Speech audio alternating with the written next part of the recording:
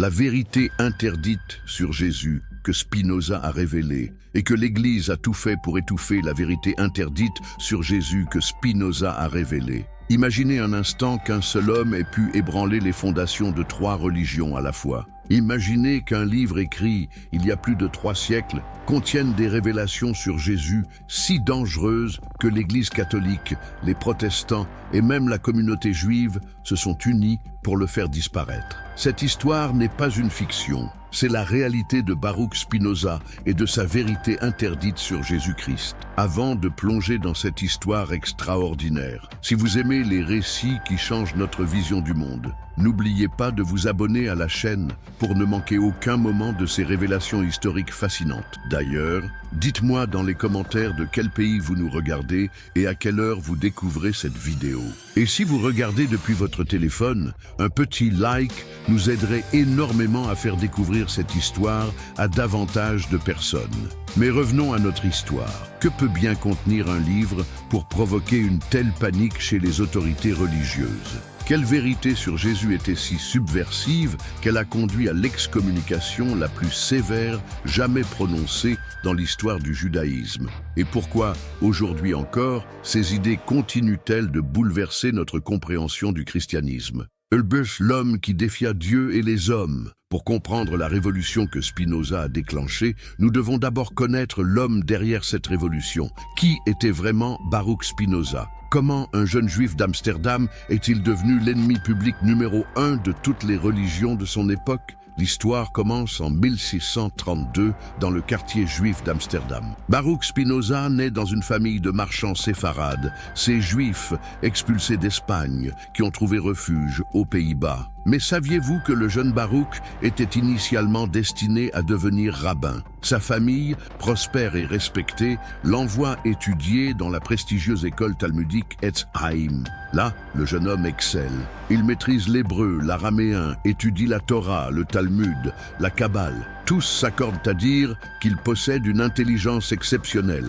Mais voilà où l'histoire devient fascinante. Plus Spinoza étudie les textes sacrés, plus il pose des questions embarrassantes. Pourquoi trouve-t-on tant de contradictions dans la Bible? Comment Moïse a-t-il pu raconter sa propre mort? Les miracles décrits sont-ils vraiment possibles selon les lois de la nature? Ces questions, qui pourraient sembler innocentes aujourd'hui, étaient révolutionnaires à l'époque. Imaginez la scène.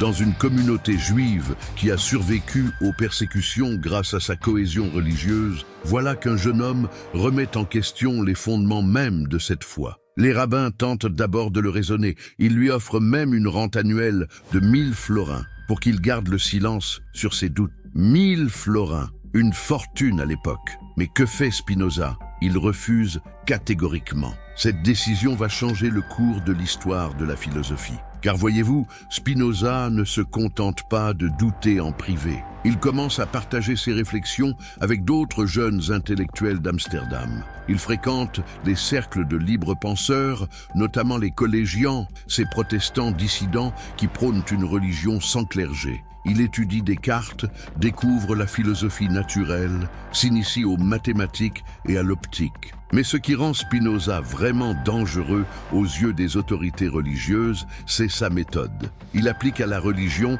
la même rigueur rationnelle qu'aux mathématiques. Pour lui, Dieu lui-même doit pouvoir être compris par la raison. Cette approche était littéralement révolutionnaire. Comment les leaders religieux, dont l'autorité reposait sur le mystère et la foi aveugle, pouvaient-ils tolérer une telle remise en cause? La tension monte inexorablement.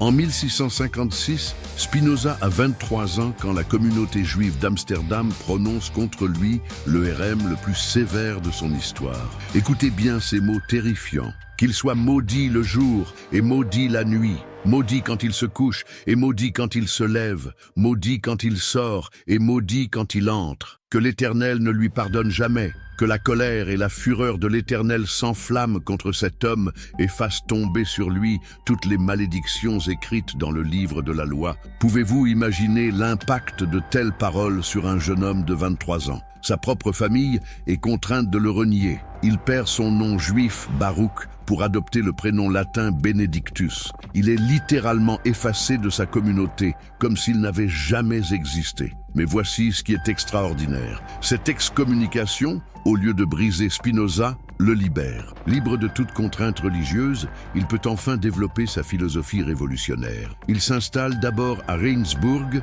puis à Würzburg, et enfin à La Haye. Il gagne sa vie en polissant des lentilles optiques, métier qu'il a choisi non par nécessité, mais par passion pour la précision et la clarté. N'y a-t-il pas là une métaphore parfaite? Celui qui polit les lentilles pour clarifier la vision physique, travaille également à clarifier la vision intellectuelle de l'humanité. C'est dans cette solitude choisie que Spinoza va élaborer sa conception révolutionnaire de Dieu, de la nature et de l'homme. Mais surtout, c'est là qu'il va développer ses idées explosives sur Jésus-Christ. Idées qui vont bouleverser non seulement le judaïsme, mais tout le christianisme européen. Le livre qui ébranla l'Europe. En 1670, un livre apparaît dans les librairies européennes. Son titre complet, Tractatus Theologico-Politicus, traité théologico-politique. L'auteur, anonyme. Mais cette anonymité ne trompe personne longtemps. Très vite, tous les intellectuels d'Europe savent que derrière ce pseudonyme se cache Baruch Spinoza, le juif excommunié d'Amsterdam. Mais pourquoi cette publication anonyme provoque-t-elle un tel séisme? Que contient donc ce livre pour susciter une telle panique chez les autorités religieuses? La réponse tient en quelques mots. Pour la première fois dans l'histoire, quelqu'un ose appliquer la méthode critique historique à la Bible elle-même. Comprenez bien l'audace inouïe de cette démarche. Depuis des siècles, la Bible était considérée comme la parole directe de Dieu, infaillible et intouchable. Remettre en question un seul verset était un blasphème passible de mort. Et voilà que Spinoza, avec la froideur d'un mathématicien, dissèque les Écritures comme il disséquerait un problème géométrique. Sa méthode est implacable. Il compare les différents livres bibliques, relève les contradictions, analyse le style, étudie le contexte historique. Ses conclusions sont explosives. Moïse n'a pas pu écrire la Torah puisque le texte raconte sa propre mort. Les livres attribués aux prophètes ont été rédigés bien après leur époque supposée. La Bible, loin d'être un livre dicté par Dieu, est une œuvre humaine, écrite par des hommes pour des hommes, dans des circonstances historiques précises. Mais ce n'est là que le début, car Spinoza ne s'arrête pas à l'Ancien Testament. Il s'attaque également au Nouveau Testament et plus audacieusement encore à la figure de Jésus lui-même. Et c'est là que ces révélations deviennent vraiment dangereuses pour l'establishment religieux. Selon Spinoza, Jésus était effectivement un homme exceptionnel, mais un homme néanmoins. Un prophète d'une sagesse extraordinaire, un maître spirituel incomparable, mais pas le Fils de Dieu au sens littéral. Cette distinction peut nous paraître subtile aujourd'hui, mais imaginez l'impact de telles affirmations au XVIIe siècle. Spinoza ébranle ainsi les fondements mêmes de la doctrine chrétienne de l'incarnation. Plus révolutionnaire encore, Spinoza explique les miracles de Jésus par des causes naturelles.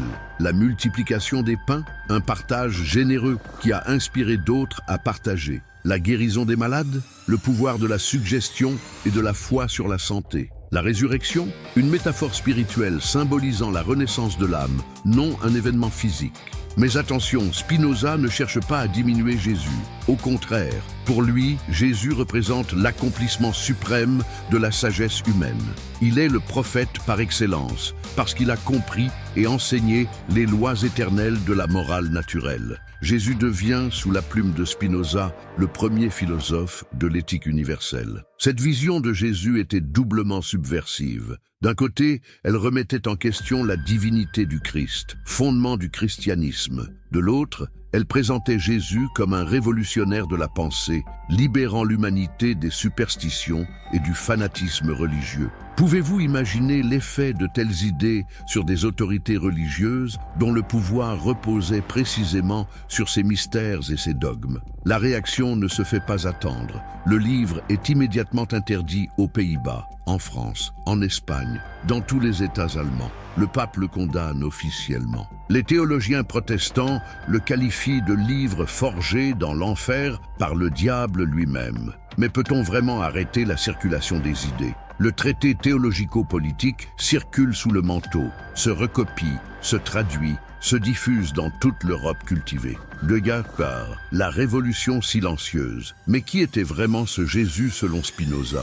Comment le philosophe d'Amsterdam a-t-il révolutionné notre compréhension du Christ? Pour saisir l'ampleur de cette révolution intellectuelle, nous devons comprendre que Spinoza opère une distinction fondamentale entre le Jésus de l'histoire et le Christ de la foi. Le Jésus historique de Spinoza est un homme de chair et de sang, né en Palestine au début de notre ère. Mais attention, dire que Jésus était un homme n'est pas pour Spinoza une façon de le diminuer. Au contraire, ce Jésus humain devient d'autant plus admirable qu'il a atteint, par ses seules facultés humaines, une compréhension parfaite des lois divines de la nature. Car voyez-vous, dans la philosophie spinoziste, Dieu et la nature ne font qu'un. Cette équation révolutionnaire, Deus sive natura, Dieu ou la nature, change tout. Si Dieu est la nature elle-même, alors connaître les lois naturelles, c'est connaître Dieu. Et Jésus, selon Spinoza, a été le premier à comprendre parfaitement ces lois,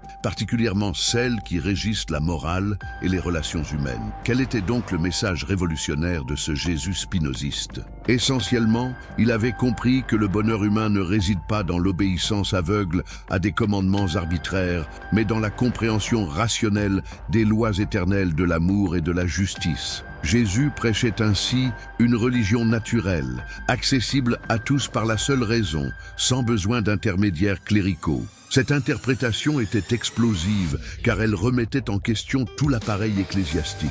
Si Jésus enseignait une religion naturelle compréhensible par tous, à quoi servaient les prêtres, les évêques, les papes? Si son message était essentiellement moral et philosophique, pourquoi avait-on besoin de dogmes complexes, de sacrements mystérieux, de rituels élaborés? Spinoza va plus loin encore. Pour lui, Jésus était un révolutionnaire non seulement religieux, mais aussi social. Il s'opposait aux pharisiens, non parce qu'ils étaient juifs, mais parce qu'ils représentaient l'établissement religieux de l'époque, utilisant la religion pour maintenir leur pouvoir et leurs privilèges. Le vrai message de Jésus était de libérer les hommes de toute forme d'oppression, y compris l'oppression religieuse. Cette vision transformait radicalement la compréhension des évangiles. Les paraboles de Jésus n'étaient plus des mystères surnaturels, mais des enseignements philosophiques d'une profondeur extraordinaire. Le sermon sur la montagne devenait un traité d'éthique naturelle.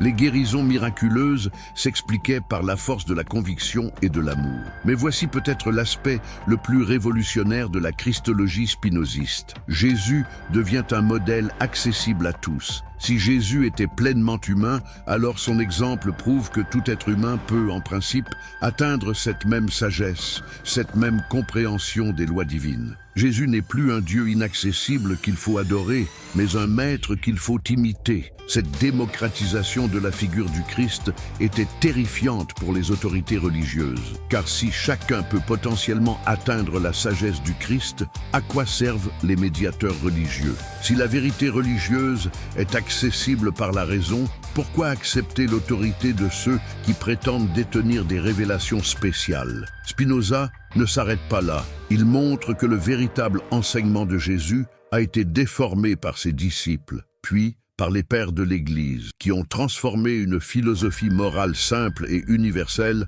en un système dogmatique complexe et exclusif. Le christianisme institutionnel n'était plus, selon Spinoza, qu'une trahison du message originel de Jésus. Cette analyse était d'autant plus dangereuse qu'elle était argumentée avec une rigueur intellectuelle implacable. Spinoza ne se contentait pas d'affirmations gratuites. Il analysait les textes, comparait les versions, étudiait les contextes historiques. Sa critique était d'autant plus dévastatrice qu'elle était scientifiquement fondée. Imaginez l'impact de telles idées sur les intellectuels de l'époque. Pour la première fois, quelqu'un offrait une alternative rationnelle aux dogmes religieux. On pouvait respecter Jésus sans accepter les mystères incompréhensibles de la Trinité. On pouvait être spirituel sans être superstitieux. On pouvait chercher Dieu sans passer par les prêtres. Cette révolution silencieuse allait transformer l'Europe. Car même si le livre de Spinoza était officiellement interdit, ses idées se répandaient comme une traînée de poudre parmi les intellectuels. Elle préparait le terrain pour les Lumières, pour la critique biblique moderne, pour toute la pensée laïque contemporaine. contemporaine. Mais avant d'en arriver là, les autorités religieuses allaient livrer une bataille acharnée pour étouffer ces idées subversives. Une bataille qui révèle autant sur la force des idées de Spinoza que sur la fragilité de l'édifice dogmatique qu'elle menaçait de faire s'écrouler. La vérité interdite sur Jésus que Spinoza a révélée. Introduction. Imaginez un instant qu'un seul homme ait pu ébranler les fondations de 3 religions à la fois. Imaginez qu'un livre écrit il y a plus de 3 siècles contienne des révélations sur Jésus si dangereuses que l'Église catholique, les protestants et même la communauté juive se sont unis pour le faire disparaître. Cette histoire n'est pas une fiction, c'est la réalité de Baruch Spinoza et de sa vérité interdite sur Jésus-Christ. Avant de plonger dans cette histoire extraordinaire, si vous aimez les récits qui changent notre vision du monde, n'oubliez pas de vous abonner à la chaîne pour ne manquer aucun moment de ces révélations historiques fascinantes. D'ailleurs, dites-moi dans les commentaires de quel pays vous nous regardez et à quelle heure vous découvrez cette vidéo. Et si vous regardez depuis votre téléphone, un petit like nous aiderait énormément à faire découvrir cette histoire à davantage de personnes. Mais revenons à notre histoire. Que peut bien contenir un livre pour provoquer une telle panique chez les autorités religieuses? Quelle vérité sur Jésus était si subversive qu'elle a conduit à l'excommunication la plus sévère jamais prononcée dans l'histoire du judaïsme? Et pourquoi, aujourd'hui encore, ces idées continuent-elles de bouleverser notre compréhension du christianisme? Ulbus, l'homme qui défia Dieu et les hommes. Pour comprendre la révolution que Spinoza a déclenchée, nous devons d'abord connaître l'homme derrière cette révolution. Qui était vraiment Baruch Spinoza? Comment un jeune juif d'Amsterdam est-il devenu l'ennemi public numéro 1 de toutes les religions de son époque? L'histoire commence en 1632 dans le quartier juif d'Amsterdam. Baruch Spinoza naît dans une famille de marchands séfarades, ces juifs expulsés d'Espagne qui ont trouvé refuge aux Pays-Bas. Mais saviez-vous que le jeune Baruch était initialement destiné à devenir rabbin? Sa famille, prospère et respectée, l'envoie étudier dans la prestigieuse école talmudique Etz Haïm. Là, le jeune homme excelle. Il maîtrise l'hébreu, l'araméen, étudie la Torah, le Talmud, la Kabbale. Tous s'accordent à dire qu'il possède une intelligence exceptionnelle. Mais voilà où l'histoire devient fascinante. Plus Spinoza étudie les textes sacrés, plus il pose des questions embarrassantes. Pourquoi trouve-t-on tant de contradictions dans la Bible? Comment Moïse a-t-il pu raconter sa propre mort? Les miracles décrits sont-ils vraiment possibles selon les lois de la nature? Ces questions, qui pourraient sembler innocentes aujourd'hui, étaient révolutionnaires à l'époque. Imaginez la scène. Dans une communauté juive qui a survécu aux persécutions grâce à sa cohésion religieuse, voilà qu'un jeune homme remet en question les fondements même de cette foi. Les rabbins tentent d'abord de le raisonner. Ils lui offrent même une rente annuelle de 1000 florins pour qu'il garde le silence sur ses doutes. 1000 florins, une fortune à l'époque. Mais que fait Spinoza? Il refuse catégoriquement. Cette décision va changer le cours de l'histoire de la philosophie. Car voyez-vous, Spinoza ne se contente pas de douter en privé. Il commence à partager ses réflexions avec d'autres jeunes intellectuels d'Amsterdam. Il fréquente les cercles de libres penseurs, notamment les collégiens, ces protestants dissidents qui prônent une religion sans clergé. Il étudie Descartes, découvre la philosophie naturelle, s'initie aux mathématiques et à l'optique. Mais ce qui rend Spinoza vraiment dangereux aux yeux des autorités religieuses, c'est sa méthode.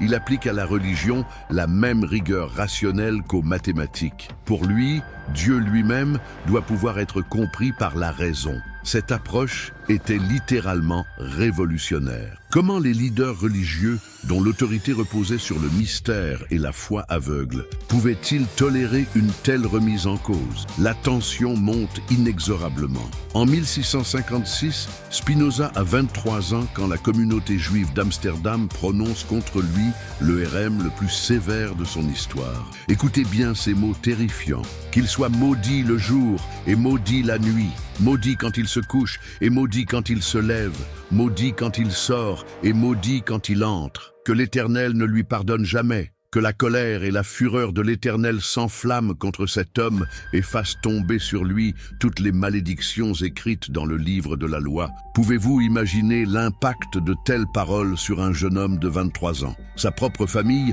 est contrainte de le renier. Il perd son nom juif, Baruch, pour adopter le prénom latin Benedictus. Il est littéralement effacé de sa communauté, comme s'il n'avait jamais existé. Mais voici ce qui est extraordinaire. Cette excommunication, au lieu de briser Spinoza, le libère. Libre de toute contrainte religieuse, il peut enfin développer sa philosophie révolutionnaire. Il s'installe d'abord à Regensburg, puis à Würzburg, et enfin à La Haye. Il gagne sa vie en polissant des lentilles optiques, métier qu'il a choisi non par nécessité, mais par passion pour la précision et la clarté. N'y a-t-il pas là une métaphore parfaite? Celui qui polit les lentilles pour clarifier la vision physique travaille également à clarifier la vision intellectuelle de l'humanité. C'est dans cette solitude choisie que Spinoza va élaborer sa conception révolutionnaire de Dieu, de la nature et de l'homme.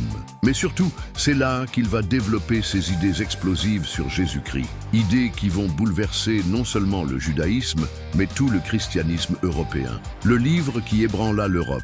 En 1670, un livre apparaît dans les librairies européennes. Son titre complet, Tractatus Theologico-Politicus, traité théologico-politique. L'auteur, anonyme. Mais cette anonymité ne trompe personne longtemps. Très vite, tous les intellectuels d'Europe savent que derrière ce pseudonyme se cache Baruch Spinoza, le juif excommunié d'Amsterdam.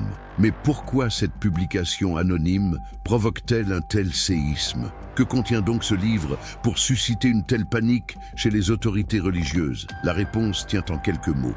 Pour la première fois dans l'histoire, quelqu'un ose appliquer la méthode critique historique à la Bible elle-même. Comprenez bien l'audace inouïe de cette démarche. Depuis des siècles, la Bible était considérée comme la parole directe de Dieu, infaillible et intouchable. Remettre en question un seul verset était un blasphème passible de mort. Et voilà que Spinoza, avec la froideur d'un mathématicien, dissèque les Écritures comme il disséquerait un problème géométrique. Sa méthode est implacable. Il compare les différents livres bibliques, relève les contradictions, analyse le style, étudie le contexte historique. Ses conclusions sont explosives. Moïse n'a pas pu écrire la Torah puisque le texte raconte sa propre mort. Les livres attribués aux prophètes ont été rédigés bien après leur époque supposée. La Bible, loin d'être un livre dicté par Dieu, est une œuvre humaine, écrite par des hommes pour des hommes, dans des circonstances historiques précises. Mais ce n'est là que le début, car Spinoza ne s'arrête pas à l'Ancien Testament. Il s'attaque également au Nouveau Testament et plus audacieusement encore à la figure de Jésus lui-même. Et c'est là que ces révélations deviennent vraiment dangereuses pour l'establishment religieux. Selon Spinoza, Jésus était effectivement un homme exceptionnel, mais un homme néanmoins. Un prophète d'une sagesse extraordinaire, un maître spirituel incomparable, mais pas le Fils de Dieu au sens littéral. Cette distinction peut nous paraître subtile aujourd'hui, mais imaginez l'impact de telles affirmations au XVIIe siècle. Spinoza ébranle ainsi les fondements mêmes de la doctrine chrétienne de l'incarnation. Plus révolutionnaire encore, Spinoza explique les miracles de Jésus par des causes naturelles. La multiplication des pains, un partage généreux qui a inspiré d'autres à partager. La guérison des malades, le pouvoir de la suggestion et de la foi sur la santé. La résurrection, une métaphore spirituelle symbolisant la renaissance de l'âme, non un événement physique. Mais attention, Spinoza ne cherche pas à diminuer Jésus. Au contraire, pour lui, Jésus représente l'accomplissement suprême de la sagesse humaine. Il est le prophète par excellence, parce qu'il a compris et enseigné les lois éternelles de la morale naturelle. Jésus devient, sous la plume de Spinoza, le premier philosophe de l'éthique universelle. Cette vision de Jésus était doublement subversive. D'un côté, elle remettait en question la divinité du Christ, fondement du christianisme. De l'autre, elle présentait Jésus comme un révolutionnaire de la pensée, libérant l'humanité des superstitions et du fanatisme religieux. Pouvez-vous imaginer l'effet de telles idées sur des autorités religieuses dont le pouvoir reposait précisément sur ces mystères et ces dogmes? La réaction ne se fait pas attendre. Le livre est immédiatement interdit aux Pays-Bas, en France, en Espagne, dans tous les États allemands. le pape le condamne officiellement. Les théologiens protestants le qualifient de livre forgé dans l'enfer par le diable lui-même. Mais peut-on vraiment arrêter la circulation des idées? Le traité théologico-politique circule sous le manteau, se recopie, se traduit, se diffuse dans toute l'Europe cultivée.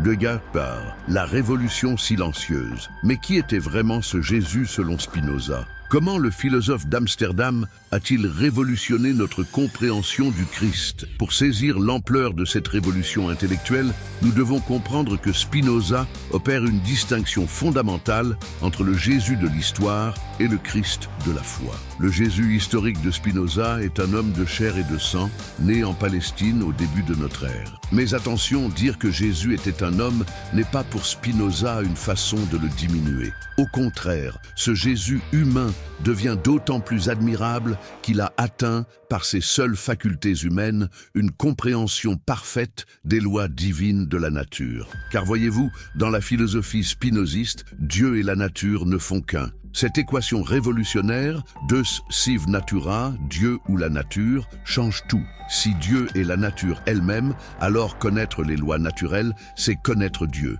Et Jésus, selon Spinoza, a été le premier à comprendre parfaitement ces lois, particulièrement celles qui régissent la morale et les relations humaines. Quel était donc le message révolutionnaire de ce Jésus spinoziste? Essentiellement, il avait compris que le bonheur humain ne réside pas dans l'obéissance aveugle à des commandements arbitraires, mais dans la compréhension rationnelle des lois éternelles de l'amour et de la justice. Jésus prêchait ainsi une religion naturelle, accessible à tous par la seule raison, sans besoin d'intermédiaires cléricaux. Cette interprétation était explosive, car elle remettait en question tout l'appareil ecclésiastique. Si Jésus enseignait une religion naturelle compréhensible par tous, à quoi servaient les prêtres, les évêques, les papes, si son message était essentiellement moral et philosophique? Pourquoi avait-on besoin de dogmes complexes, de sacrements mystérieux, de rituels élaborés? Spinoza va plus loin encore. Pour lui, Jésus était un révolutionnaire non seulement religieux, mais aussi social. Il s'opposait aux pharisiens, non parce qu'ils étaient juifs, mais parce qu'ils représentaient l'établissement religieux de l'époque, utilisant la religion pour maintenir leur pouvoir et leurs privilèges. Le vrai message de Jésus était de libérer les hommes de toute forme d'oppression, y compris l'oppression religieuse. Cette vision transformait radicalement la compréhension des évangiles. Les paraboles de Jésus n'étaient plus des mystères surnaturels, mais des enseignements philosophiques d'une profondeur extraordinaire. Le sermon sur la montagne devenait un traité d'éthique naturelle. Les guérisons miraculeuses s'expliquaient par la force de la conviction et de l'amour. Mais voici peut-être l'aspect le plus révolutionnaire de la christologie spinoziste. Jésus devient un modèle accessible à tous. Si Jésus était pleinement humain, alors son exemple prouve que tout être humain peut, en principe, atteindre cette même sagesse, cette même compréhension des lois divines. Jésus n'est plus un Dieu inaccessible qu'il faut adorer, mais un maître qu'il faut imiter. Cette démocratisation de la figure du Christ était terrifiante pour les autorités religieuses, car si chacun peut potentiellement atteindre la sagesse du Christ, à quoi servent les médiateurs religieux? Si la vérité religieuse est accessible par la raison, pourquoi accepter l'autorité de ceux qui prétendent détenir des révélations spéciales? Spinoza ne s'arrête pas là. Il montre que le véritable enseignement de Jésus a été déformé par ses disciples, puis par les pères de l'Église, qui ont transformé une philosophie morale simple et universelle en un système dogmatique complexe et exclusif. Le christianisme institutionnel n'était plus, selon Spinoza, qu'une trahison du message originel de Jésus. Cette analyse était d'autant plus dangereuse qu'elle était argumentée avec une rigueur intellectuelle implacable. Spinoza ne se contentait pas d'affirmations gratuites. Il analysait les textes, comparait les versions, étudiait les contextes historiques. Sa critique était d'autant plus dévastatrice qu'elle était scientifiquement fondée. Imaginez l'impact de telles idées sur les intellectuels de l'époque. Pour la première fois, quelqu'un offrait une alternative rationnelle aux dogmes religieux. On pouvait respecter Jésus sans accepter les mystères incompréhensibles de la Trinité. On pouvait être spirituel sans être superstitieux. On pouvait chercher Dieu sans passer par les prêtres. Cette révolution silencieuse allait transformer l'Europe. car même si le livre de Spinoza était officiellement interdit, ses idées se répandaient comme une traînée de poudre parmi les intellectuels. Elle préparait le terrain pour les Lumières, pour la critique biblique moderne, pour toute la pensée laïque contemporaine. Mais avant d'en arriver là, les autorités religieuses allaient livrer une bataille acharnée pour étouffer ces idées subversives.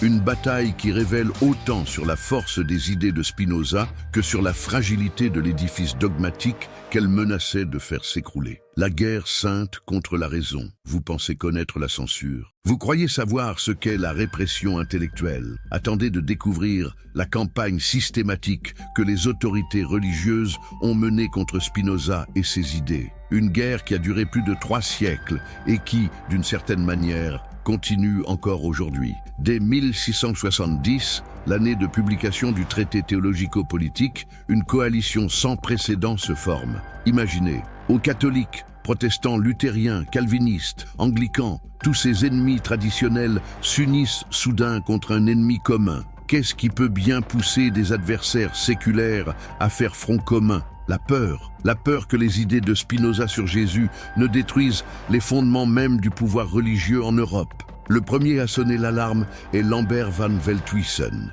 théologien réformé d'Utrecht. Dans une lettre qui va faire le tour de l'Europe savante, il qualifie le livre de Spinoza de plus dangereux que tous les écrits athées jamais publiés, plus dangereux que les œuvres des athées avoués. Pourquoi? Parce que Spinoza ne nie pas Dieu, il ne rejette pas Jésus. Au contraire, il les redéfinit d'une manière qui rend obsolète tout l'appareil clérical. Mais la réaction la plus violente vient de Johannes Bredenburg, ancien ami de Spinoza, devenu son plus farouche ennemi. Cet homme, qui avait jadis admiré le philosophe, écrit maintenant « Ce livre détruit non seulement la religion chrétienne, mais toute religion. Il fait de Dieu un être matériel, de Jésus un simple homme, et de la Bible un recueil de fables. N'y a-t-il pas quelque chose de pathétique dans cette trahison ? Un homme qui condamne les idées qu'il a jadis partagées par peur ou par opportunisme. Les autorités politiques ne tardent pas à emboîter le pas. Aux Pays-Bas, pourtant réputés pour leur tolérance, la Cour de Hollande ordonne la saisie de tous les exemplaires. Mais comment saisir un livre qui se cache, qui se recopie, qui circule sous de faux titres? Les libraires inventent 1000 stratagèmes. Ils publient le livre sous le titre « Traité de l'arc-en-ciel » ou « Histoire de la philosophie ancienne ». Et ils changent la page de titre, modifient le nom de l'éditeur, créent de fausses éditions. Cette guerre du livre révèle quelque chose de fascinant sur la nature du pouvoir religieux. Car voyez-vous, les autorités ne s'attaquent pas seulement au livre, mais à l'idée même qu'on puisse discuter rationnellement de religion. En 1674, un édit interdit non seulement la vente du traité théologico-politique, mais aussi toute discussion publique de son contenu. Imaginez, on interdit de parler d'un livre pour empêcher que ces idées se répandent. N'est-ce pas là l'aveu que ces idées sont si fortes qu'elles ne peuvent être combattues par la raison? En France, la situation est encore plus dramatique. Louis XIV, le roi Soleil, fait brûler publiquement le livre sur la place de Grève. Mais ce n'est pas assez. Il ordonne également l'arrestation de tous ceux qui le possèdent. L'évêque Bossuet, précepteur du Dauphin, déclare que ce livre impie renverse tous les fondements de la foi chrétienne et doit être extirpé comme une peste mortelle. Une peste mortelle. Peut-on imaginer métaphore plus révélatrice de la peur que ce livre inspirait? Mais voici où l'histoire devient vraiment extraordinaire. En tentant de détruire le livre, les autorités ne font que révéler sa puissance. Chaque interdiction, chaque condamnation ne fait qu'attiser la curiosité. Les intellectuels se demandent « Qu'est-ce qui peut bien être si dangereux dans ce livre pour provoquer une telle panique ?» Et plus ils le lisent, plus ils comprennent. Voltaire lui-même, dans ses lettres philosophiques, reconnaîtra plus tard « Spinoza a ouvert les yeux de l'Europe ». Après lui, il était impossible de croire naïvement au miracle. Voltaire, qui n'était pourtant pas tendre avec les philosophes de son temps, salue ainsi la révolution intellectuelle accomplie par le juif d'Amsterdam. Mais la répression ne se limite pas à la censure. Elle devient personnelle, féroce. Les disciples de Spinoza sont pourchassés. Adrian Koerbagh, ami et disciple du philosophe, est arrêté en 1668 pour avoir diffusé des idées spinozistes. Il meurt en prison l'année suivante, officiellement de maladie. Mais ses amis soupçonnent qu'il a été empoisonné. Johannes Hude, mathématicien et ami de Spinoza, est contraint de renier publiquement ses convictions pour sauver sa carrière. L'Église catholique, de son côté, met au point une stratégie sophistiquée. Elle ne se contente pas d'interdire le livre, elle organise sa réfutation systématique. Des dizaines de théologiens sont mobilisés pour écrire contre Spinoza. Le père Richard Simon, l'orientaliste François Lamy, le philosophe Pierre-Daniel Huet. Tous ces grands esprits consacrent des années à combattre les idées du philosophe hollandais. Mais n'y a-t-il pas quelque chose d'ironique dans cette situation? Les plus brillants théologiens de l'époque passent leur temps à réfuter un homme qu'ils prétendent n'être qu'un hérétique insignifiant. Si Spinoza était vraiment si négligeable, pourquoi mobiliser de telles forces contre lui? Cette réaction disproportionnée ne révèle-t-elle pas que ses adversaires savaient, au fond d'eux-mêmes, qu'il avait touché au cœur du problème? La stratégie de l'Église est d'ailleurs révélatrice. Plutôt que de réfuter point par point les arguments de Spinoza, elle préfère souvent l'attaque ad hominem. On ne discute pas ses idées, on dénigre l'homme. On rappelle qu'il est juif, excommunié, qu'il vit en solitaire, qu'il n'a pas d'enfant. Comme si ces éléments biographiques pouvaient invalider la force de ses arguments. Mais voici peut-être l'aspect le plus fascinant de cette guerre contre Spinoza. Elle révèle la profonde insécurité des autorités religieuses face à la montée de l'esprit critique. Car le problème avec Spinoza, c'est qu'il ne peut pas être facilement catégorisé. Il n'est ni athée, ni libertin, ni matérialiste au sens traditionnel. Il croit en Dieu, respecte Jésus, vénère la Bible. Mais il le fait d'une manière qui rend caduque tout l'édifice doctrinal traditionnel.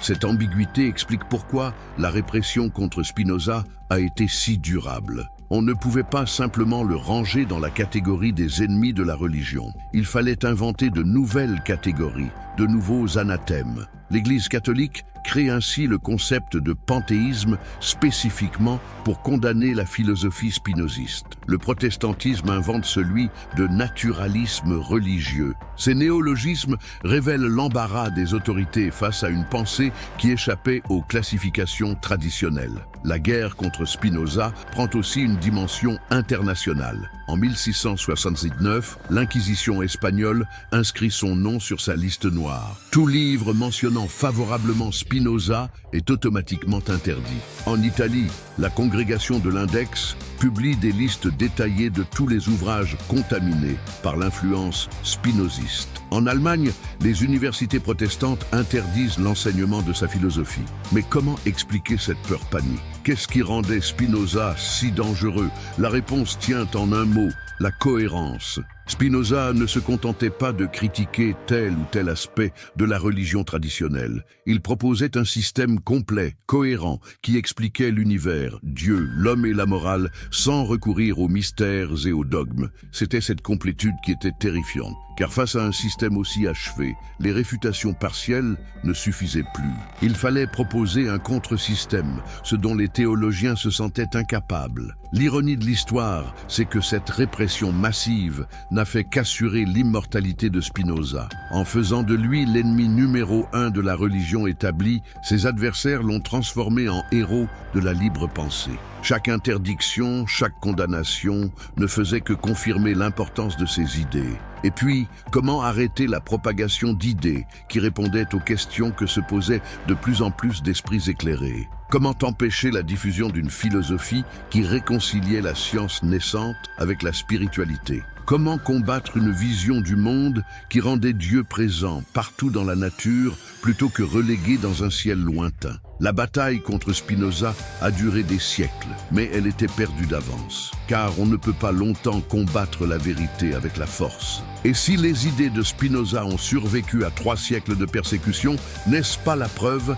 qu'elles contenaient quelque chose d'essentiel, quelque chose que l'humanité avait besoin d'entendre? L'héritage éternel d'une révolution. Mes amis, nous voici arrivés au terme de cette extraordinaire épopée intellectuelle. Mais avant de nous séparer, si cette histoire vous a passionné autant qu'elle me passionne, n'hésitez pas à vous abonner pour découvrir d'autres récits qui ont changé le cours de l'humanité. Et dites-moi dans les commentaires, de quel pays nous suivez-vous et à quelle heure découvrez-vous cette histoire? Votre témoignage m'aide à comprendre comment ces idées traversent les frontières et les fuseaux horaires. Si vous regardez depuis votre téléphone, un petit pouce levé serait formidable pour faire connaître cette histoire à davantage de personnes. Car après tout, n'est-ce pas là le plus bel hommage qu'on puisse rendre à Spinoza? Faire circuler les idées librement, sans censure, sans interdiction. Alors, que reste-t-il aujourd'hui de cette bataille titanesque entre Spinoza et les autorités religieuses de son époque? Qui a finalement gagné cette guerre de 3 siècles?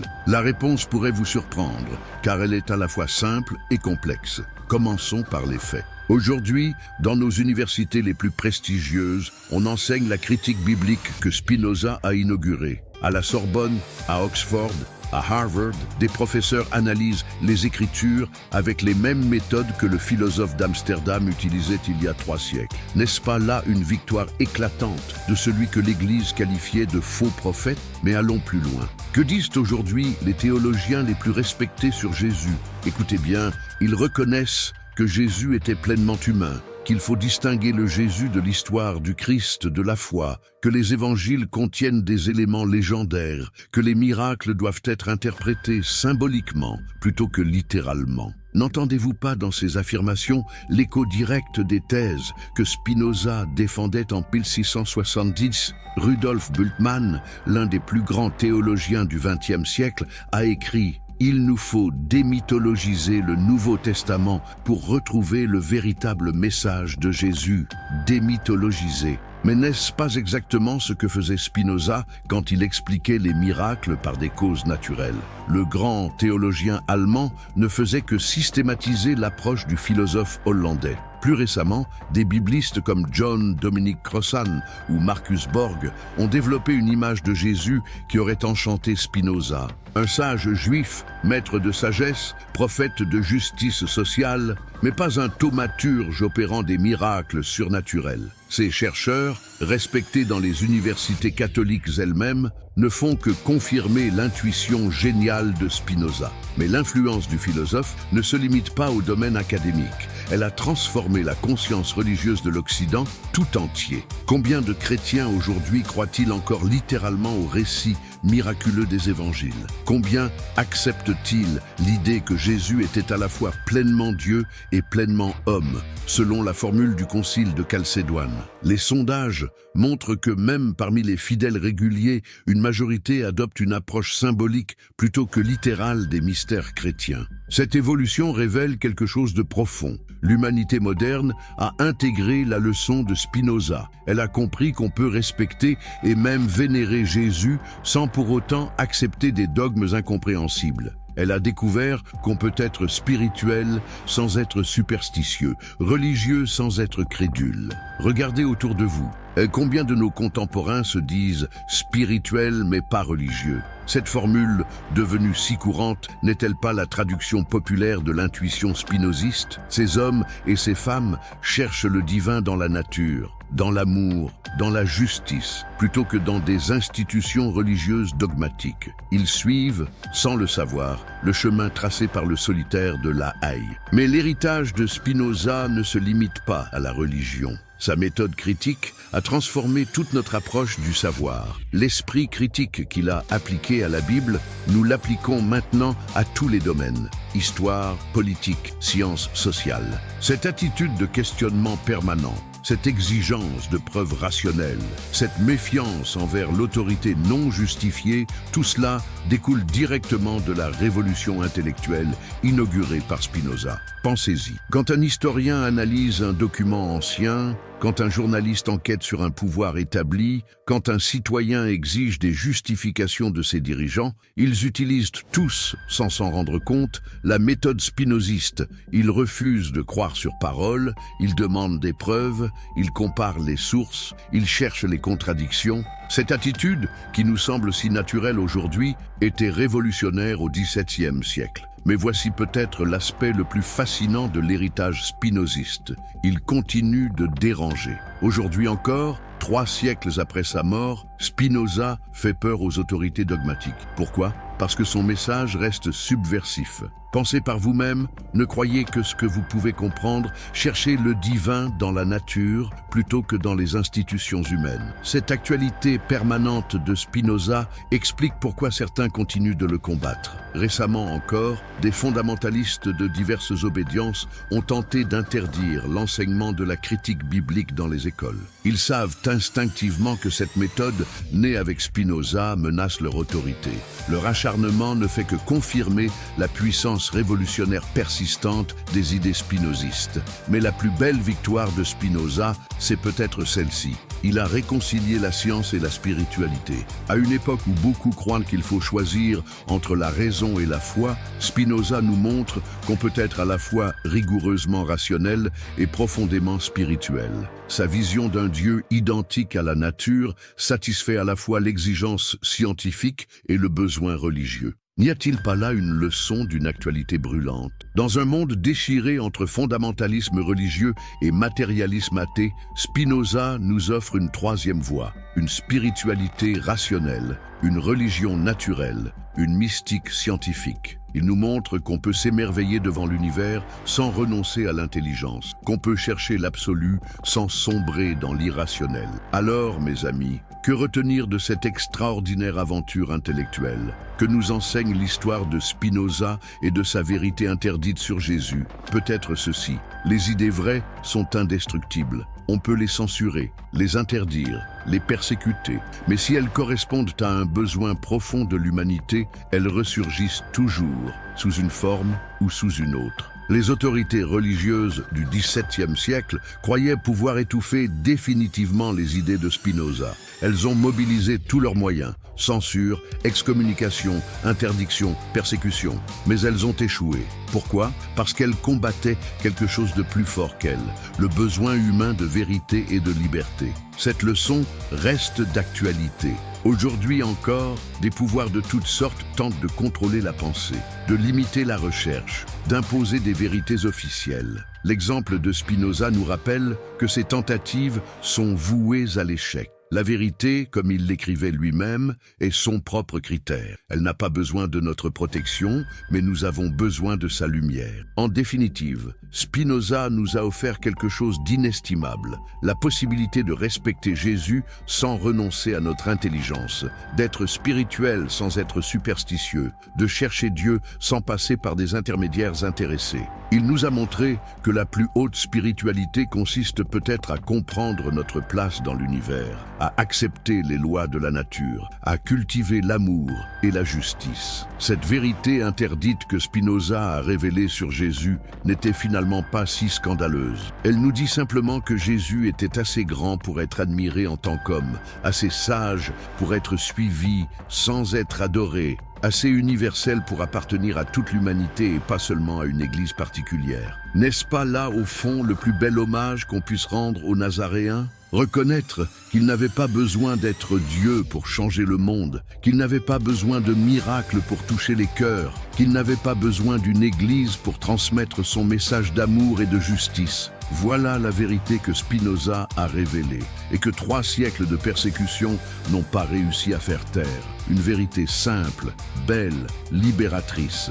Jésus nous a montré ce que l'humanité peut devenir quand elle unit la sagesse et l'amour, la raison et la compassion, la connaissance et la justice. Et cette vérité-là, mes amis, aucune autorité au